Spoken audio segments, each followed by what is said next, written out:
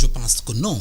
Par contre, je voudrais revenir tout de suite sur l'aspect consommation dont parle le grand frère avant de répondre à cette question. Parce qu'effectivement, rien que par exemple pour les transferts d'argent, on sait que les 1700 milliards qui sont envoyés l'année dernière sont destinés à presque 85% à financer la consommation. Ils seront bientôt taxés avec Trump. Non, oui, mais sauf que c'est là où il faut de l'ingénierie financière. J'ai entendu le Premier ministre faire un grand cadeau à la diaspora en allongeant la durée de vie des véhicules qui doivent rentrer, passant de 8 à 10 ans. Au même moment, il fallait installer une taxe sur les transferts d'argent. Pourquoi il faut le faire? Parce que la taxe sur les transferts d'argent, regardez, 2,7 milliards de dollars en 2023, si on avait mis une taxe de 0,5%, c'est un effort collectif que la diaspora aurait pu faire parce qu'on parle de financement innovant. Les diaspora bonds, c'est un financement innovant. Mais avant la mise en place des diaspora bonds qui nécessitent beaucoup d'ingénierie, de maîtrise technique, de régulation, de certification, on peut tout de suite installer une taxe sur les transferts entrants. Si on mettait une taxe de 0,5%, rien que 10% de ce montant de 2,7 milliards nous rapporterait 14 millions de dollars par an pour pouvoir aussi, c'est parce que ce sont des ressources endogènes aussi, parce que c'est de l'argent des compatriotes sénégalais. Donc, comme la TOB, la taxe sur les opérations bancaires, vous rentrez dans une banque, vous payez 200 francs CFA pour toute opération bancaire. Donc, on aurait pu, en donnant ce cadeau à la diaspora, lui demander de faire un effort de taxation des appels entrants. Pourquoi le Maroc refuse le mobile money? Parce que le Maroc avait travaillé sur la bancarisation des populations. Cash à cash, c'est du transfert compte à compte. C'est-à-dire que c'est comme le Nigeria. Quand on interdit le transfert cash à cash, c'est une décision politique, c'est une stratégie politique, en tout cas, c'est de l'audace politique. C'est-à-dire que les gens ne peuvent plus envoyer de l'argent cash à cash parce que c'est très simple. On pousse les gens à se bancariser et les transferts se font entre comptes bancaires. Quand un Marocain émiré est à l'étranger, il ne peut pas faire de transfert cash à cash au Maroc. C'est un transfert compte à compte, ça permet aux banques marocaines de capter de l'épargne. Maintenant, pour revenir à la question. Juste pour compléter, le Wave au Sénégal, oui, ils ont fait 12 000 milliards de francs CFA de transactions bancaires en 2022. Imaginons, on met une taxe de 0,5% sur les transferts d'argent.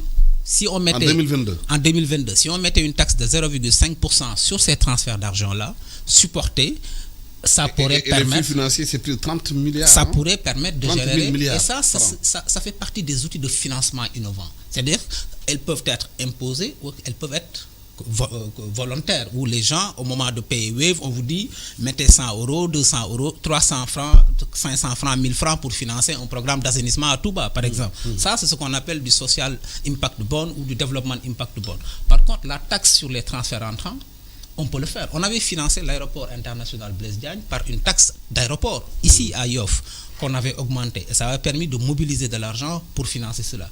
Aujourd'hui, je pense qu'on aurait pu demander à la diaspora de faire un effort, de payer une taxe, parce qu'en attendant que nous venions mettre des diaspora bonds où il y a du rendement financier attendu, on aurait pu tout de suite lever de l'argent sur ce montant-là et ça pourrait permettre d'alimenter un fonds éducation, un fonds santé pour adresser les besoins du pays. Et le FMI. Par contre, pour le FMI, moi je demeure convaincu qu'il est important et nous devons tout faire pour rétablir, au-delà de rétablir le dialogue, mais pour convaincre le FMI pour signer le dossier du Sénégal. Pourquoi c'est important? Parce que d'abord, le FMI, il faut que tout le monde comprenne, il faut que les gens arrêtent de penser que le FMI, c'est aujourd'hui une porte d'entrée en matière de crédibilité et de signature.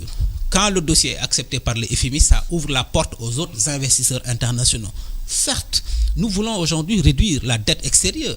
Nous voulons réduire la dépendance aux financements extérieurs parce que naturellement, il y a une crise des eurobonds, il y a la crise de la dette. L'APD se rétracte, l'aide publique au développement, puisque l'APD, c'est quoi? C'est une aide publique au développement qui est animée sur un pourcentage de PIB que les pays du Nord ont promis et souvent, ils sont confrontés à des problèmes aussi de conjoncture mondiale, interne, et donc n'engagent pas leurs engagements. Et d'ailleurs, même l'un des plus gros fonds d'aide au développement, l'USAID, a été tout simplement supprimé. C'est 42 milliards de dollars que les États-Unis ont supprimés. Et ils finançaient ici des programmes de santé et d'éducation. Donc, ce qui fait que l'aide publique au développement se rétracte. La crise des eurobonds, parce que nos signatures sont dégradées, donc on emprunte à des taux beaucoup plus chers. Donc, il faut réduire cette dépendance aux financements extérieurs. Mais même pour faire ça, on a besoin de convaincre le FMI de la qualité des réformes entreprises par le Sénégal, de la qualité de la maîtrise budgétaire, de notre déficit budgétaire, et c'est ce que dit le plan. Le cap il y a un cap budgétaire très clair à 3%. Aujourd'hui, nous sommes à 7%, 7,8% de déficit budgétaire, contre 14% l'année dernière. Et donc, nous voulons le projeter à 3% en 2027. Donc, ça peut rassurer les bailleurs internationaux. Et pour rassurer les bailleurs internationaux, le premier niveau, c'est d'abord de rassurer cette instance multilatérale qui est le FMI, de dire que voilà, les réformes entreprises par le Sénégal, c'est une bonne volonté, et là, ça peut rassurer les investisseurs internationaux.